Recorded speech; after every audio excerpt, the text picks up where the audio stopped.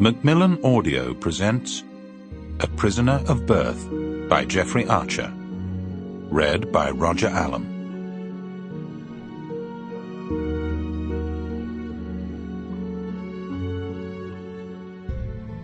Prologue. "Yes," said Beth. She tried to look surprised, but wasn't all that convincing, as she had already decided that they were going to be married when they were at secondary school. However, she was amazed when Danny fell on one knee in the middle of the crowded restaurant.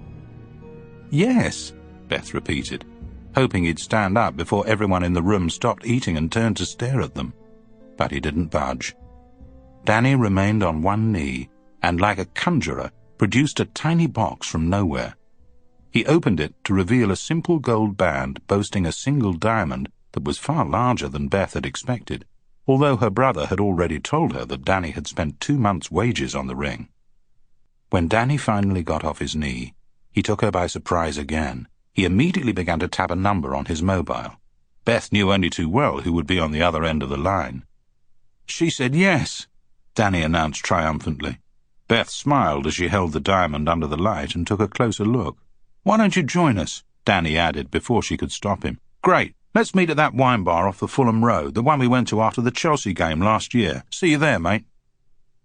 Beth didn't protest. After all, Bernie was not only her brother, but Danny's oldest friend, and he'd probably already asked him to be his best man.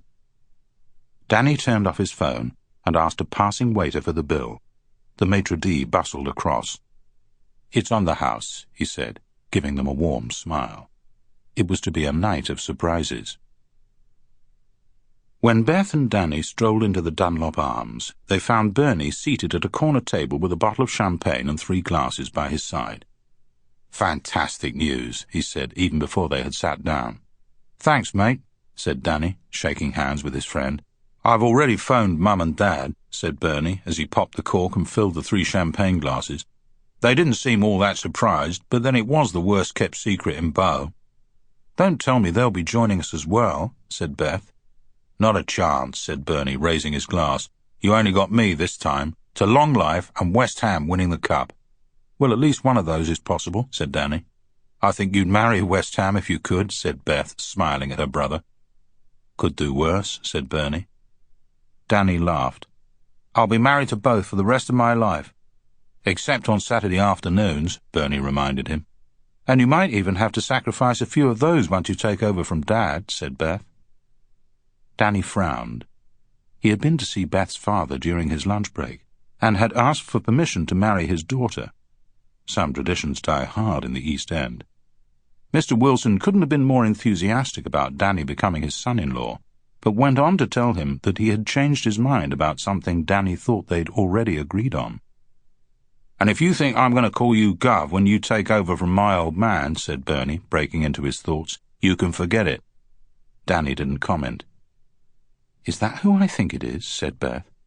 Danny took a closer look at the 4 men standing by the bar. "It certainly looks like him." "Looks like who?" asked Bernie. "That actor what plays Dr. Beresford in The Prescription." "Lawrence Davenport," whispered Beth. "I could always go and ask him for his autograph," said Bernie. "Certainly not," said Beth, "although Mum never misses an episode." "I think you fancy him," said Bernie, as he topped up their glasses. "No, I don't," said Beth a little too loudly, causing one of the men at the bar to turn round. "And in any case," she added, smiling at her fiancé, "Danny's far better looking than Lawrence Davenport." "Dream on," said Bernie. "Just because Danny boy's shaved and washed his hair for a change, don't think he's going to make a habit of it, sis. No chance. Just remember that your future husband works in the East End, not the City." "Danny could be anything he wanted to be," said Beth, taking his hand. "What have you got in mind, sis? Tycoon or tosser?" said Bernie, thumping Danny on the arm. "Danny's got plans for the garage that will make you—" "Shh," said Danny, as he refilled his friend's glass. "He'd better have, 'cause getting spliced don't come cheap," said Bernie. "To start with, where are you going to live?" "There's a basement flat just round the corner that's up for sale," said Danny. "But have you got enough readies?" demanded Bernie. Sample complete. Ready to continue?